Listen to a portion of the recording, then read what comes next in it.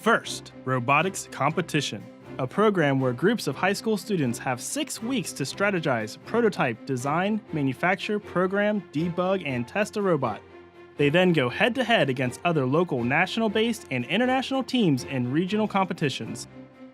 You get to build a 6-foot-tall metal robot that basically does anything you can imagine. In your classroom, you're not going to be able to get these same experiences that you're going to get in FIRST. It's completely different. When they do a torque computation in physics class, it's just a torque computation. But now I got to make my robot climb that rope, so I'm going to do a torque calculation and I got to build the robot. And we're not just talking about building a robot. Of course, somebody's got to build mechanics on a robot, somebody's got to program a robot to move, but that is a small portion of really what's involved in FIRST. There's a massive human component to this.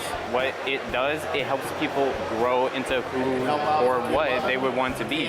The transition that we see is they go from being sort of afraid of the technology to learning about it, to becoming confident, to really just taking ownership and believing they can do anything they want to do. And that's a magical thing. When I tell people that I work on a mill or that I built a robot even, they're just like, how on earth were you able to do that? You're just a high schooler. And well, FIRST gives you all these opportunities to do things that no one would believe you could ever do.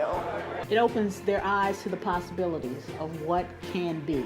An engineer isn't a type of person. It's not a mold that someone has to fit to. It's this thing that you can shape and make into your own creative job. We want to bring manufacturing back. We know it's going to be high-tech manufacturing. We need people at all skill levels, ranging from machinists to PhD engineers, and FIRST is a great conduit for making that happen.